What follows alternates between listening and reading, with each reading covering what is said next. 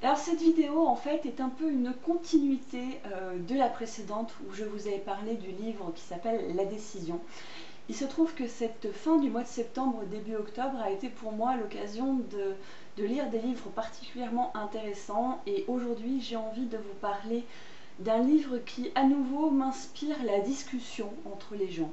Ce genre de livre où chacun le lit et puis on se prend une petite tasse de thé, où on se retrouve autour d'une bonne bière et on en discute, ou alors on s'en sert comme support pour ouvrir la discussion quand on est parent avec ses enfants ou encore une fois entre ados. La dernière fois je vous ai donc parlé de La Décision et là j'aimerais vous parler en fait d'un livre qui s'appelle Marion 13 ans pour toujours, le harcèlement scolaire tue, qui est pour le coup non pas une fiction mais un témoignage en fait qui a été écrit par la maman un an après les faits. Alors peut-être que vous en avez entendu parler. Marion, c'est l'histoire d'une jeune fille en fait qu'il y a alors peut-être un an ou deux, je ne sais plus exactement, s'est donné la mort dans sa chambre en se pendant avec un foulard et qui très symboliquement en fait a également pendu son téléphone à côté d'elle et a envoyé une lettre au collège pour expliquer qu'elle était victime de harcèlement et qu'elle n'en pouvait plus et qu'elle avait donc décidé de se donner la mort pour être enfin soulagée de tout ça. Cet enfant, cet ado, mettez le terme que vous voulez, avait 13 ans et je trouve ça particulièrement violent. Alors, ce livre en fait explique tout ce qu'a pu subir cette jeune fille, mais explique aussi l'incompréhension des parents qui en fait quelque part traversent une phase de colère par rapport à leur fille. Pourquoi est-ce qu'elle a décidé de faire ça? Pourquoi est-ce qu'elle n'en a pas parlé avec eux? Pourquoi est-ce que le personnel encadrant, pourquoi est-ce que les professeurs, pourquoi est-ce que le proviseur, personne n'a donné l'alerte? Pourquoi? En fait, le livre est une tonne de pourquoi. On peut lui reprocher, même si j'ai toujours tendance à dire que c'est difficile de reprocher quelque chose à un livre témoignage, parce que souvent on y met toutes ses tripes et que il n'y a pas une part de l'histoire est mal racontée, les personnages sont pas cohérents, la narration est pourrie parce qu'on parle d'une histoire vraie. Donc je trouve qu'à partir de là, il y a un petit peu plus de choses pardonnables. Le petit reproche que moi je fais à ce livre, même si je comprends complètement, c'est la colère, le ressentiment en fait qui est évoqué à tout bout de champ dans ce livre. Encore une fois qui se comprend puisque a priori le collège en tout cas et tout le milieu de l'éducation nationale selon la mère n'a pas fait ce qu'il fallait et au vu de ce qu'elle explique, de ce qu'elle met en place, de ce qui a été prouvé par les avocats, il y a effectivement de grosses lacunes et beaucoup de choses qui n'ont pas été faites et qui n'ont pas été dites, qui sont absolument révoltantes.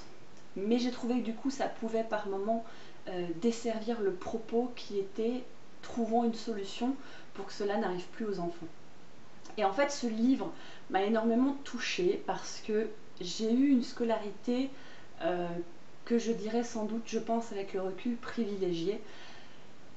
J'ai eu des choses difficiles dont je ne parlerai pas forcément ici parce que c'est pas du tout le sujet, mais j'ai vécu des situations qui étaient difficiles, mais en discutant avec d'autres personnes, la chance qu'on avait à notre époque, et quand je dis mon époque, je parle des années 90 pour schématiser, hein, puisque moi j'étais au collège-lycée, on va dire entre 93 et 98, c'est que quand vous étiez le souffre-douleur, quand vous étiez le martyr, ou quand vous faisiez une connerie, 3 semaines après, tout le monde était passé à autre chose. Ça restait dans l'enceinte du collège, ça restait dans l'enceinte des amis, des petites bagarres comme ça, et ça faisait partie presque du cycle de la vie scolaire.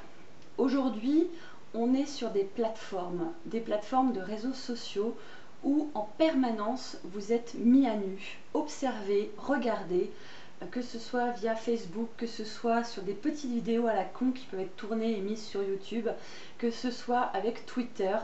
Vous avez cette mise à nu de votre vie au quotidien que vous pouvez tout à fait vous protéger en ne le faisant pas, mais à partir de là, dans ce cas-là, est-ce que vous faites partie des clans? Est-ce que vous appartenez à un groupe?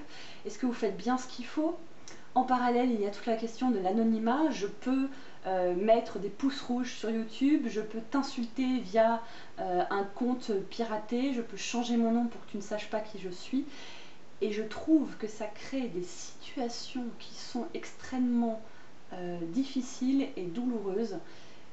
Et je considère que moi, j'étais une enfant et une ado qui était assez fragile, j'avais énormément besoin du regard des autres. Et je me dis que si j'avais vécu mon collège et mon lycée, là maintenant, à l'époque de Facebook, à l'époque de Twitter, d'Instagram, de tout ce que vous voulez, où le moindre de mes défauts aurait été pris en photo, où le moindre de mes erreurs aurait été commenté, liké ou disliké, ce que vous voulez, je trouve ça horrible. Je trouve ça horrible et je crois que c'est pour ça que ce livre m'a autant touchée. C'est que je me dis que être une ado aujourd'hui, c'est sans doute beaucoup plus dur qu'il y a quelques années à cause de ce phénomène. Donc j'avais envie de parler de ce bouquin simplement pour alerter, pour discuter avec vous si vous en avez envie en commentaire, pour me dire voilà quel est votre point de vue sur cette question, pour vous conseiller d'aller voir peut-être des vidéos sur le sujet. Il y en a beaucoup qui tournent sur YouTube de personnes qui témoignent en fait de ce qu'elles ont pu vivre. Je pense par exemple notamment à Jess de Livre Addict qui en a parlé il me semble dans une de ses vidéos. Et peut-être existe d'autres livres sur le sujet, je ne sais pas, mais en tout cas, encore une fois, ce livre-là ou d'autres dénonce quelque chose, en tout cas alerte, parce que peut-être qu'avant même de dénoncer, il faut alerter, c'est ce qu'a priori a essayé de faire cette maman, et elle n'a pas été entendue avec les conséquences que l'on connaît, qui sont particulièrement horribles, encore une fois, pour elle et pour son entourage. Et si ça peut être l'occasion d'une discussion avec votre ado, si jamais c'est vous qui proposez la lecture, ou alors d'une ado qui va en parler avec ses parents en disant tiens, est-ce que tu as entendu parler de ce livre, ouvrez grand vos yeux, ouvrez grand vos oreilles, ouvrez grand votre cœur et essayez de faire le nécessaire, d'ouvrir la discussion avant qu'il soit trop tard, tout simplement. Voilà, je vous souhaite une très bonne journée et je vous dis à bientôt. Ciao!